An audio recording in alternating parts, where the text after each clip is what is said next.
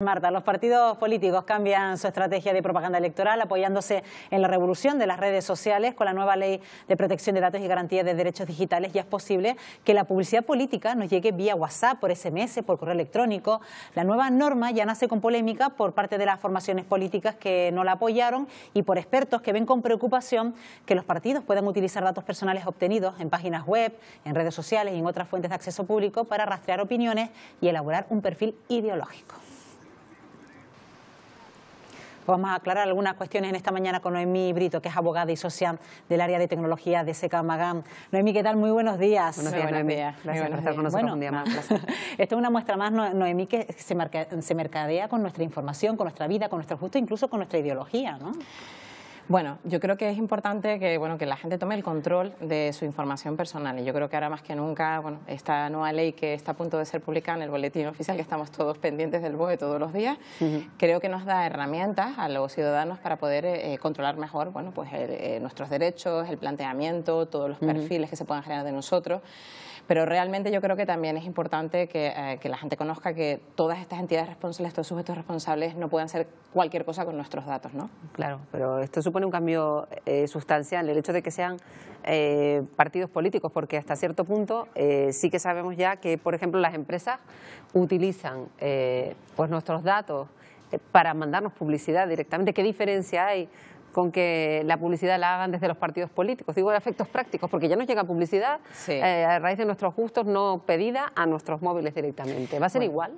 Vamos a ver, es que con este artículo en particular se ha generado mucha polémica, una modificación de la Ley Orgánica del Régimen Electoral General. Realmente yo creo que la preocupación está precisamente en el trazado de perfiles ideológicos y un poco en la asimilación de otros casos, así un poco a nivel internacional, como lo de Cambridge Analytica y demás.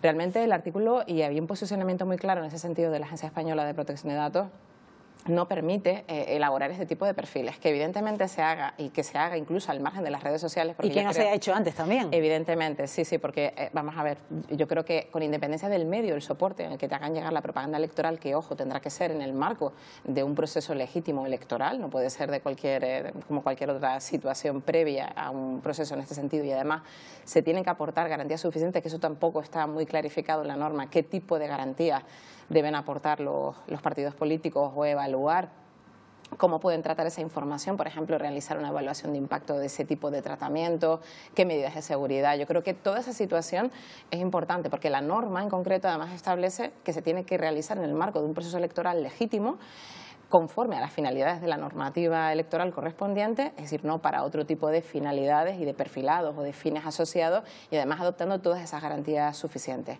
Desde mi punto de vista, desde luego, este artículo quizás era muy mejorable desde el punto de vista de la redacción, porque creo que deja abierto algunos aspectos vinculados un poco con la captación de datos a través de páginas web, no queda muy claro que son o no fuentes accesibles al público. Yo creo que eso tendrá que matizarse mucho mejor, pero sin duda el precepto creo que debe contextualizarse con el resto de la normativa aplicable y creo que no habilita en modo alguno el que los partidos políticos realicen este tipo de perfilados. Que lo hagan, evidentemente, es una situación que debería luego plantearse o evaluarse por parte de la autoridad de control pertinente. De hecho, en la nueva normativa son sujetos responsables, entre otros, directamente mencionados los partidos políticos.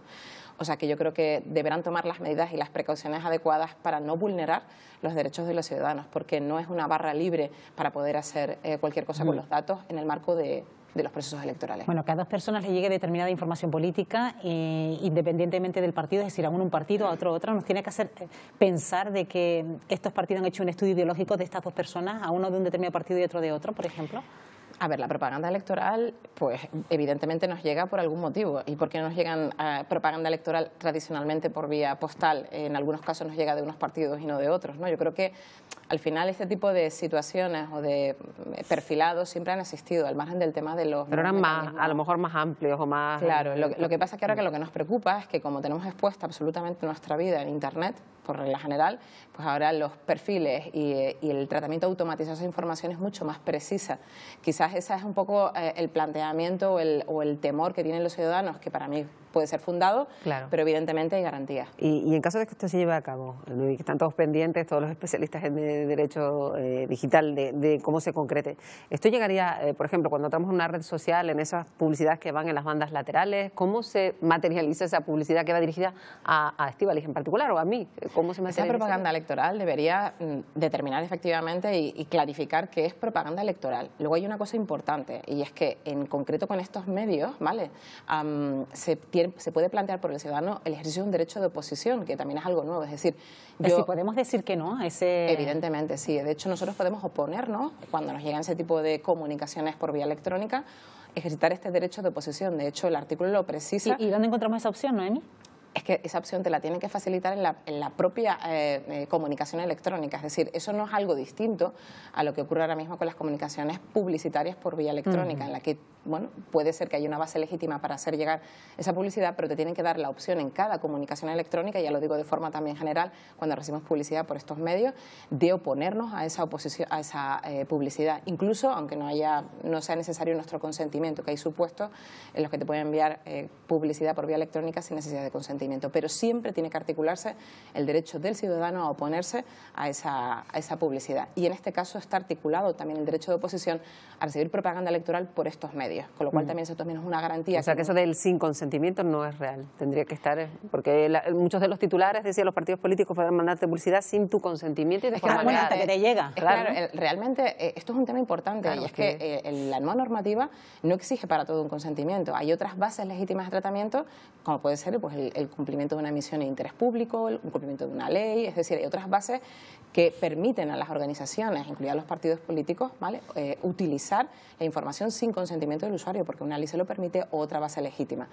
Lo que sí está claro es que si es sin consentimiento hay una serie de supuestos en los que te permiten aún así oponerte a ese tratamiento, y este es uno de los casos, con lo cual yo creo que también es otro de los temas que también se tiene que poner sobre la mesa y que los ciudadanos sepan que pueden rechazar esa posibilidad cuando les haga llegar.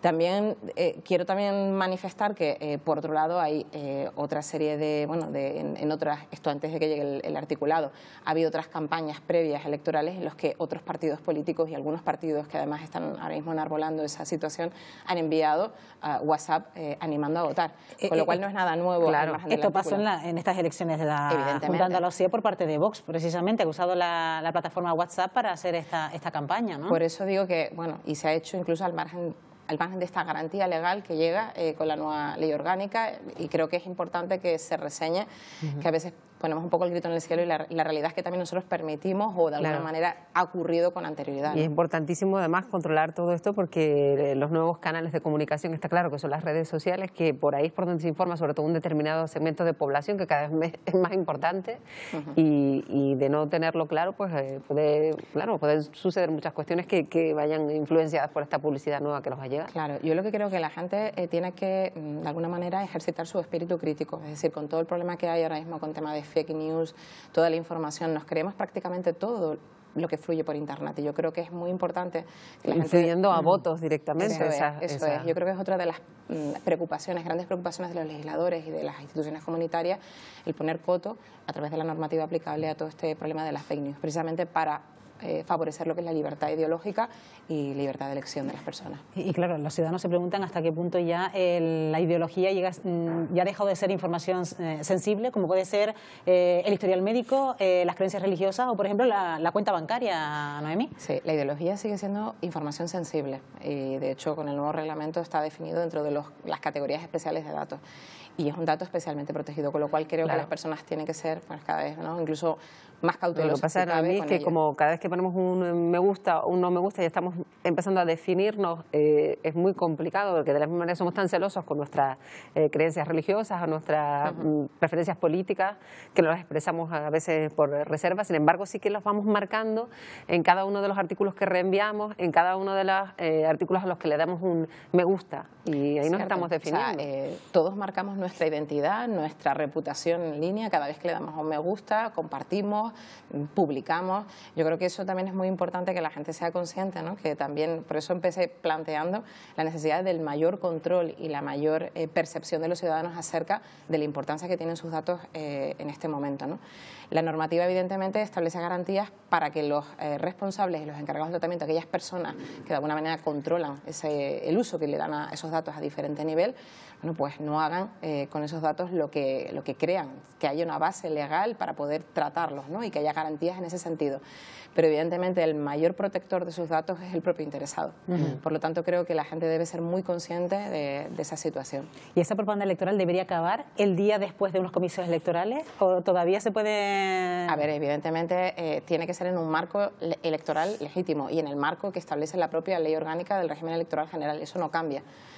Simplemente se ha aperturado quizás a las nuevas tecnologías o la nueva era digital la posibilidad de hacer llegar un mensaje, no en el sentido de establecer perfilados, sino en el sentido de abrir la posibilidad de que haya un mayor debate, una mayor configuración de la elección política que desee el ciudadano, y en ese sentido va la reforma que se va a practicar.